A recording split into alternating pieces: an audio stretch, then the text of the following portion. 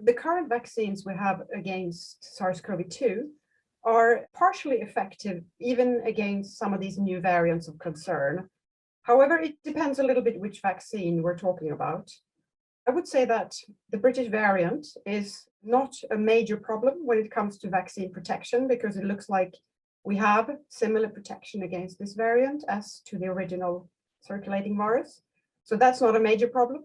But we have the variants that have been identified in South Africa or in Brazil, and potentially now in India, that are a little bit more of a concern because they contain mutations that affect the neutralization sensitivity of these viruses.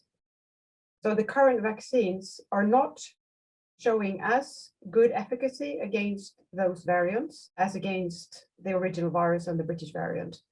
And this is why I think everyone in the field is talking about the need to come back with updated vaccines to actually get good protection against the circulating variants of concern as well.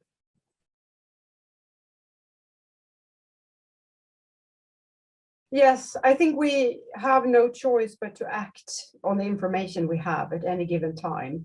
If you were offered the vaccine at an early point, it's definitely better to still accept the vaccine and get some level of protection. You do not lose the whole efficacy of the vaccine, even with the variants, because you will still have a partial protection against them. There is always going to be a little bit of a time lag before the vaccines are updated, but it's better to have some level of vaccine-induced immunity than nothing at all. So I would say, yes, it makes sense to take the vaccines that are available, and then potentially for next season or so, receive an updated vaccine as a booster dose.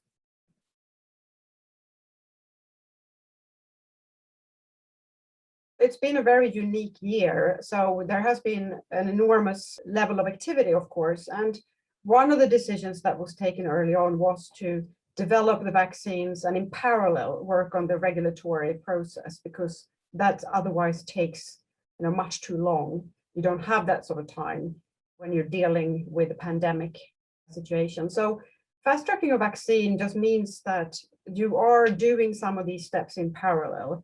Does not mean that you're compromising safety at all. You're still doing the same clinical trials, and you have the same level of stringency in the clinical trials as you would normally.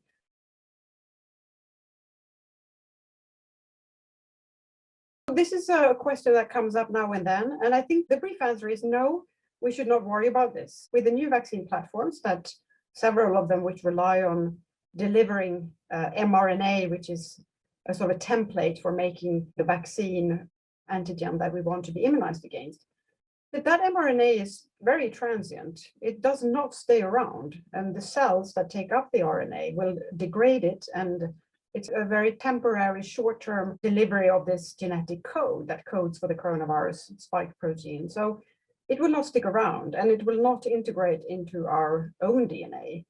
This is not a concern. It is probably a matter of communicating how these vaccines work to kind of resolve this question and make people feel confident about that there is no long-term effect of giving these types of vaccines, except that you elicit a good immunological memory against the pathogen you want to immunize against, of course. That's the purpose of the vaccine.